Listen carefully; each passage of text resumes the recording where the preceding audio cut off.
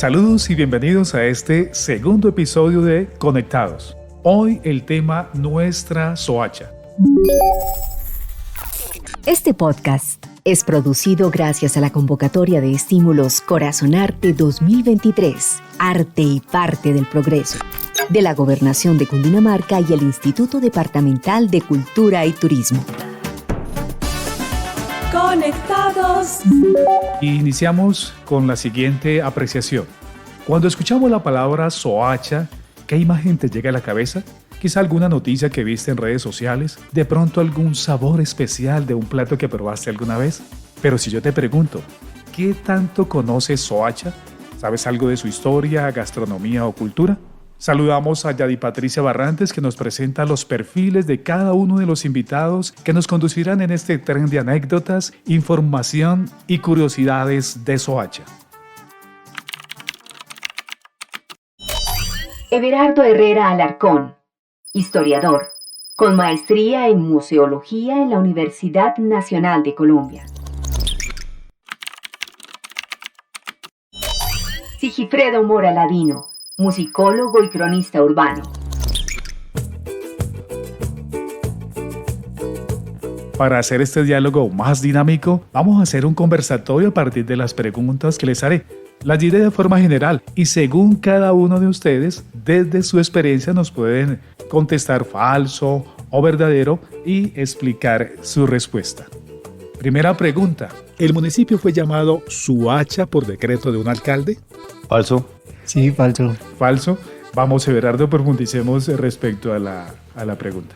Bueno, es falso porque realmente el nombre de Soacha, que en un principio, o el nombre prehispánico de las comunidades que habitaban acá, pues no se ha conservado en el tiempo. Probablemente cuando llegan los españoles encuentran pues que todo ese territorio está conformado por muchas partes, por pequeñas aldeas.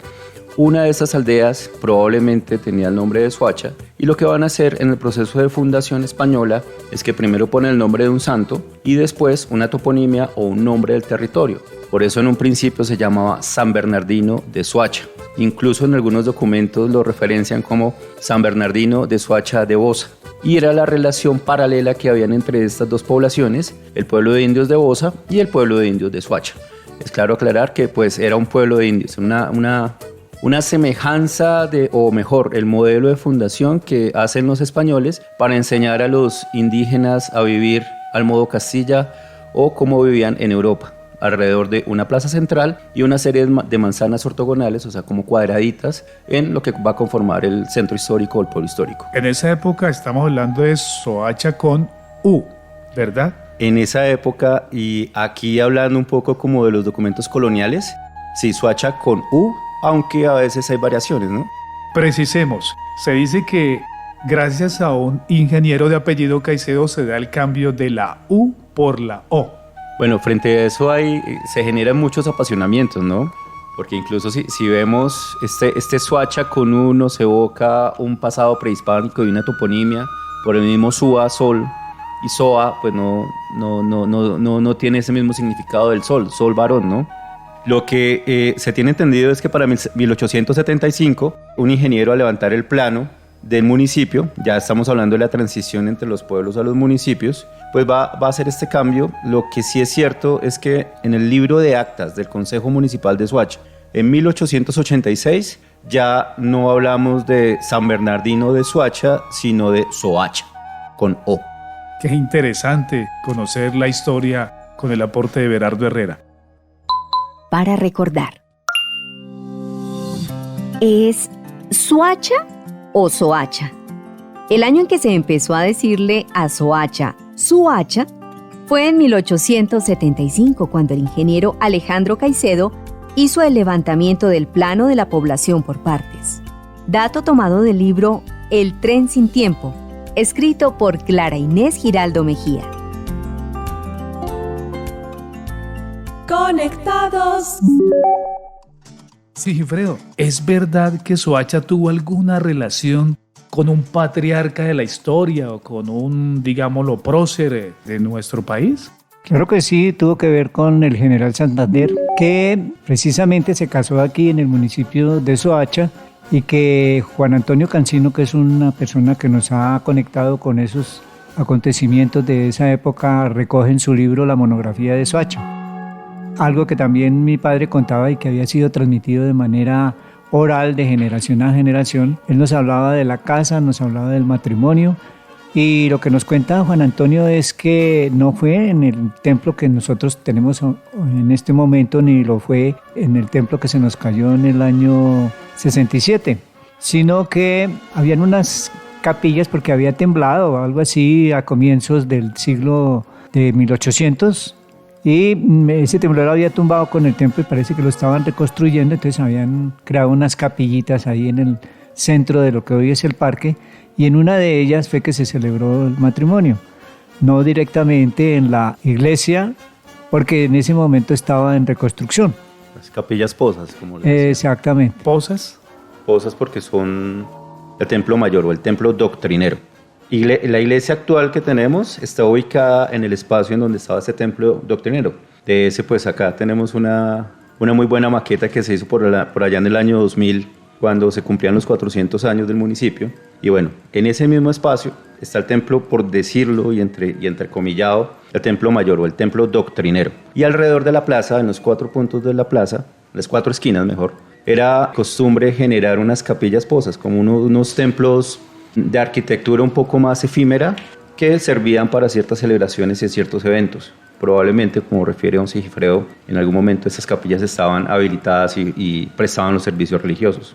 Algo especial ya lo que tiene que ver con, digamos, la preparación del matrimonio que tuvo Santander, ¿se dio en el municipio a nivel de tramos carreteables, logística, algo recuerdan? Sí, precisamente para poder celebrar y que la gente que venía a acompañar el matrimonio del general Santander se pudiera desplazar, pues se hizo una reparación al terreno carreteable que en esa época existía. Eran los famosos caminos por donde transitaban los animales de carga, ¿no? Mulas, caballos, donde transitaba todo el mundo, que por cierto estaba muy bien delimitado por unas paredes hechas en tapia pisada. Entonces eso había que arreglarlo porque tenía que facilitársele a la gente que venía invitada que se pudiera transportar, y entonces se genera allí una reparación de esa carretera, llamada en ese momento así, pero era un camino de herradura. Siguiendo la línea que da don Sigifredo mejor, es la famosa carretera Tequendama o la carrera Tequendama. Y es nuestra actual carrera séptima. Son estas carreras importantes porque es la calle real de algún modo. Es esta calle principal, por eso Bogotá, en la Plaza Bolívar, la carrera séptima es la calle real. Y es la calle real por donde cobra vida la ciudad o el pueblo y por donde llega todo. Pues lo que tenemos en referencia es que lo que hace Santander es que manda arreglar la vía que va a conectar. Y bueno, ¿y por qué la referencia a Tequendama? Porque es el camino hacia el Salto del Tequendama, que ingresaba por el sitio que don Sigifredo nos ha contado un montón de veces, que es el Tropezón, que es casi que ahorita donde hicieron el puente de arco, este hierro, es cercano a este sitio. Y desde allí se ingresaba por nuestra actual carrera séptima, bajaba o ingresaba mejor por la plaza principal o el parque principal, descendía hasta el río Soacha y ahí tomaba hacia la izquierda y pasaba por el antiguo 3Ms y ahí volvía a conectar la vía que va como hacia compartir. Entonces ese era el camino Tequendama. Sobre la celebración, por ejemplo, en particular de ese matrimonio, ¿hay algún sitio que uno puede decir aquí fue? Sí, exactamente en la esquina de entrada por la carrera séptima a mano derecha, llegando al parque, donde está ubicada ahorita la casa de la Secretaría de Gobierno. Ahí precisamente existió una casa que ya no tenemos, la referencia que tenemos es la que nos da Juan Antonio Cancino, que ni siquiera nosotros la conocimos porque eso se cayó. Según narra él, esa casa estaba construida con técnicas tanto de indígenas como de los mismos españoles. Era una casa que posiblemente para la época de que se casa Santander era la más bonita, la más suntuosa, y hay un testigo que cita por ahí Juan Antonio Cancino, que es una señora que parece que participó o vio esos actos, y ella hace una referencia interesante de la casa. La casa pasa después a otras manos, posiblemente donde está construida la alcaldía pertenecía a esa gran casona que estaba ahí ubicada en ese sitio. No hay citas especiales que nos digan si sí o no, pero uno puede deducir que ha podido ser así porque los terrenos se repartían y eran bastante amplios donde habitaba cada familia. Estamos de veras que todos aprendiendo gracias al aporte de Sigifredo Mora y del historiador Everardo Herrera Alarcón. Para recordar. El 15 de febrero de 1836 contrajeron matrimonio en la ermita que existió en la mitad de la plaza, el general Francisco de Paula Santander, presidente de la Nueva Granada, y doña Sixta Pontón, ciudadana soachuna. Conectados. Pero ustedes han citado un libro en particular. ¿Podemos referir y considerar que la primera publicación que tuvo el municipio fue la monografía de Cancino? ¿Es cierta esta aseveración? ¿Y qué aspectos nos relata así de manera resumida este texto? Bueno, la monografía de Cancino sí es un documento de referencia porque nos caracteriza esa Soacha de mediados de siglo, ¿no? Del siglo pasado, de hace ya casi 100 años. Hay bibliografía asociada o bibliografía abundante en torno a las haciendas, en torno a los mismos relatos de los viajeros, a las mismas descripciones que tiene el pueblo de Soacha desde la colonia. Entonces recordemos a Humboldt, recordemos todas las referencias de estos viajeros franceses, ingleses, incluso los grabados de Edward Church cuando va a visitar el Salto del Tequendama. Y frente a eso sí hay un montón de documentación, la documentación también asociada al ferrocarril del sur, a las estaciones, a los viajes. Pero, pues desde lo que yo he revisado y desde lo que tenemos como en estas tertulias donde hemos charlado, pues la primera publicación que se genera desde el municipio es la monografía de Cancino, que quiere un poco entender este desarrollo histórico, esta síntesis de lo que ha sido Soacha en el tiempo, desde su pasado prehispánico, porque pues el documento es bastante rico en la medida en que no solamente nos da la coyuntura industrial, económica, social que tiene Soacha pues para mediados del siglo pasado, sino que se va a la historia del siglo XIX, a la historia colonial, a la división de cómo en qué creían los muiscas, hacia la referencia al espacio cultural, bueno, al Salto del Tequendama. Entonces es un documento bastante rico que nos permite, si uno quiere como entender un poco la historia de Soacha, es un documento de referencia y obligado. Para recordar. Monografía del municipio de Soacha escrito por Juan Antonio Cancino. Es la primera publicación que se conoce sobre el municipio. El texto fue publicado en mayo de 1940 por la editorial Santa Fe. Cancino nos comparte los hechos que hicieron historia en el municipio desde 1840 hasta 1940. Conectados.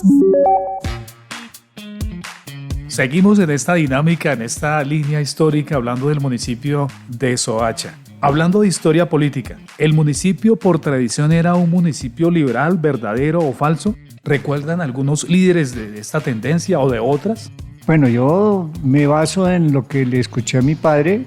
Él era conservador, y él cuenta que en la Guerra de los 1000 días el pueblo de Soacha era un pueblo netamente conservador, que existían dos familias que eran consideradas como auténticos liberales y que habían sido producto de gente que, debido a las guerras anteriores de la Guerra de los 1000 días, en todos esos levantamientos que hubo, donde siempre hubo participación de los famosos radicales, que así se llamaban a los liberales en esa época, pues se quedaron aquí en el municipio y se integraron a la vida del pueblo. Esas dos familias eran los Ramírez y los Bogotá. De resto, toda la gente que vivía aquí era de origen conservador. Tanto así que hay una narración que me hacía mi padre acerca de un evento que se suscitó aquí con una matrona de Soacha. Precisamente esa matrona es la madre de la mayoría de las personas que tienen apellido Vázquez. Ella se llamaba Rufina Escobar y era casada con Bonifacio Vázquez.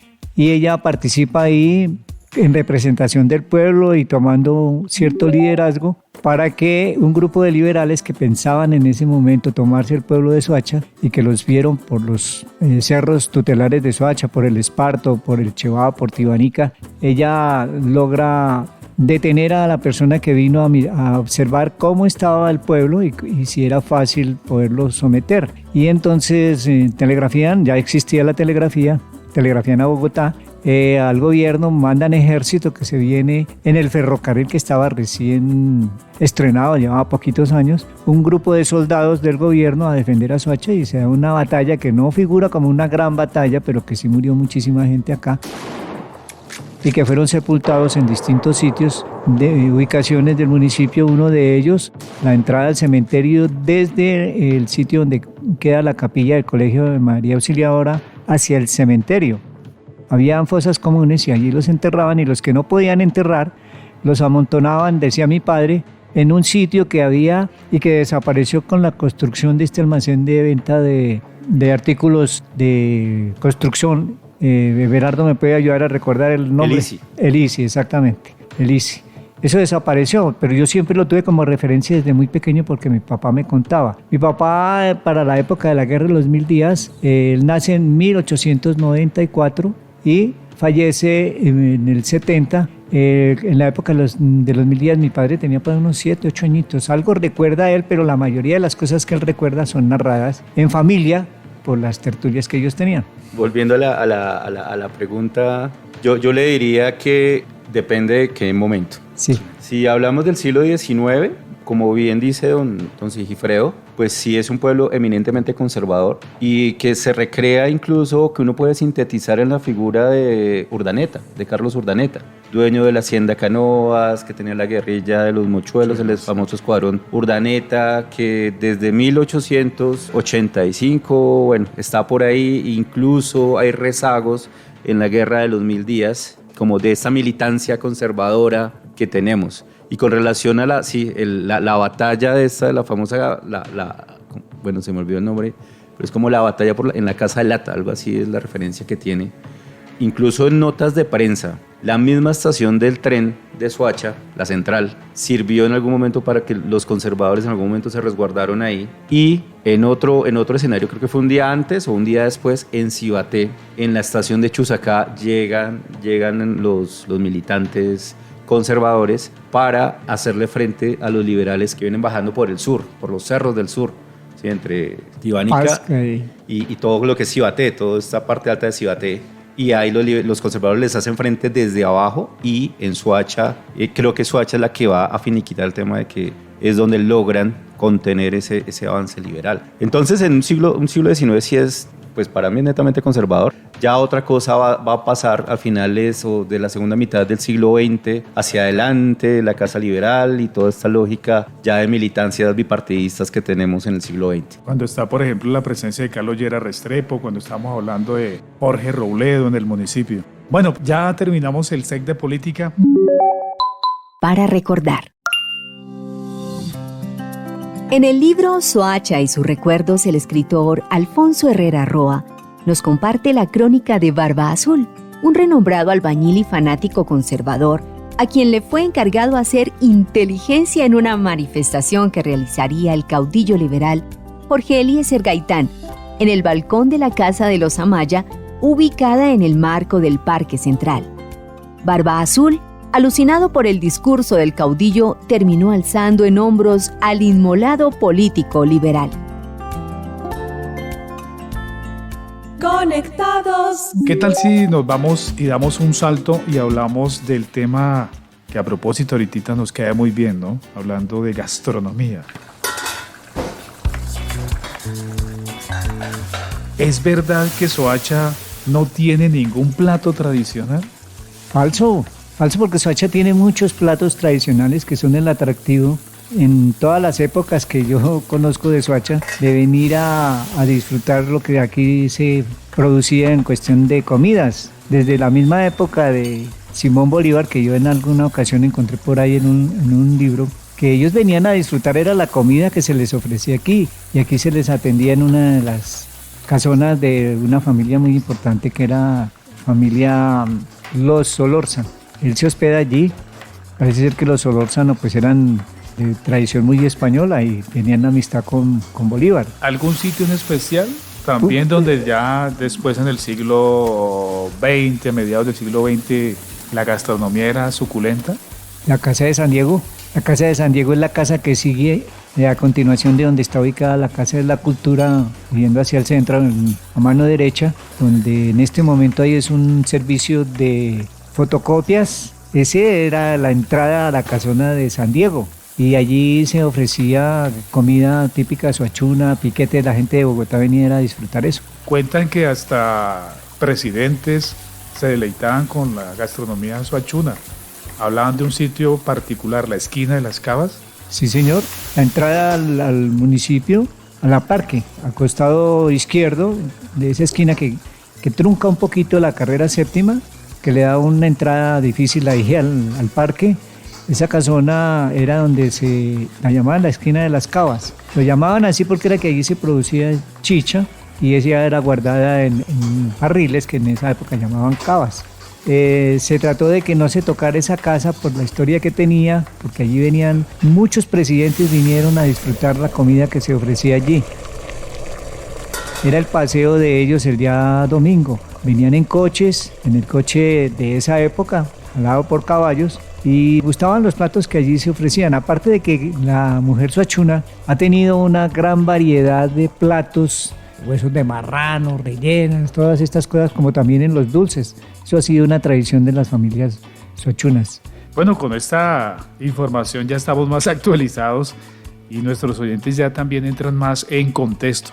Sigamos como curioseando sobre este gran lugar. ¿Ustedes nos pueden describir a Soacha en una palabra y explicarnos el por qué? Bueno, para mí, voy a usar dos palabras.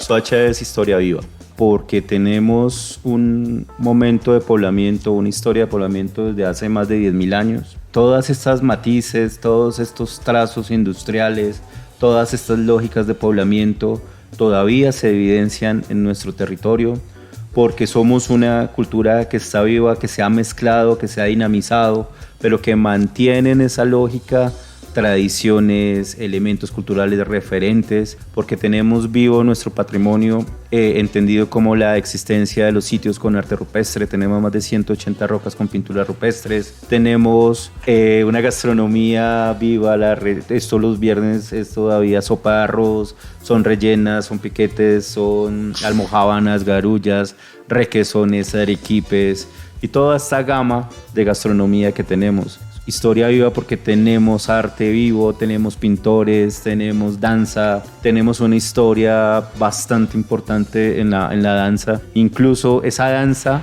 que evidenciamos hace que muchos de nuestros muchachos hagan danza urbana y se ganen un montón de premios por fuera. Entonces Soacha para mí es historia viva. Yo me uno a lo que acaba de decir Sin palabras, ¿no? Gerardo, pero les quiero agregar otra cosa. Podemos titular el poema Historia Viva, ahí hay un poema. Bueno, hay una situación que como soachuno me causa cierta nostalgia. Ya no es la misma comida de antes. Porque, por ejemplo, en los panes, nosotros teníamos una gran variedad de panes. Lo que pasa es que ahora no se hace a leña, ahora todo se hace a gas, entonces obviamente va a cambiar todo. Comenzando por ahí, ¿no? Pero entonces nos desconecta de lo que nosotros disfrutamos. La tradición. Nosotros no podemos encontrar, por ejemplo, ahorita un roscón como el que hacían las Petras, por decir algo. No podemos encontrar una rellena bien sabrosa como la que hacía Ubaldina Peñalosa hace algunos años, porque el modernismo y el empleo de elementos nuevos y la carencia de otras cosas que le daban sabor a esas comidas se ha ido perdiendo. Los envueltos de maíz, los envueltos de mazorca, de choclo, el mismo tamal santafereño, todo eso ha ido desapareciendo y ya no se degusta como se degustaba en el pasado. El pan vaso, por ejemplo, que era delicioso comer pan vaso con chicharrón cocho. Conectados. Pero Gerardo, las personas que quieran tener como una visión a grandes rasgos, toda, por ejemplo, la riqueza patrimonial está condensada en un sitio que usted coordina. Podemos hacer una invitación para que lo visiten. Bueno, aprovechamos este momento para hacer la cuña de la invitación. Pues claro, el Museo Arqueológico de Soacha surge como este mismo llamado que tenemos los soachunos para reconocer nuestro pasado prehispánico. Tenemos una colección rescatada en el sitio arqueológico Nueva Esperanza, muy cercano al Salto del Tequendama, y desde allí podemos evidenciar los momentos de ocupación desde hace 2.400 años. Es decir, Soacha tiene historia desde hace 2.400 años de comunidades nucleadas, o sea, de pequeños pueblos, pequeñas aldeas organizadas en el territorio. Y de ahí para atrás, un montón de historias que nos lleva a los abrigos rocosos del Tequendama. Tenemos una serie de actividades, de dinámicas, en este momento tenemos 2 exposiciones. Una exposición muy asociada justamente a esta historia, que es la del Ferrocarril del Sur. Entonces, pues también invitadísimos para que conozcan un poco qué fue el Ferrocarril del Sur, ¿no? Qué estaciones habían, cómo era. Esta casa que tenemos aquí muy cerca a la autopista sur, pues era la estación más importante, la que tenemos ahí sobre la 13 con cuarta. También tenemos una exposición de artes o las muestras de nuestras escuelas, y ahí es donde yo les digo que es historia viva, porque admírense un poco de todo lo que producimos a nivel artístico aquí en el municipio. Y nuestros talleres, tenemos Museo al Aula, Museo en Territorio, talleres de arte rupestre, talleres de cerámica, que básicamente es lo que tenemos aquí en Soacha, y toda esta riqueza prehispánica y toda esta riqueza cultural de nosotros los soachunos. Muchas gracias por las apreciaciones de Sigifredo Mora Ladino, nuestro cronista, nuestra memoria viviente sobre todo el tema de Soacha, y también al historiador Everardo Herrera Alarcón. Hoy el tema Nuestra Soacha. En la presentación de los invitados y reseñas, Yadi Patricia Barrantes.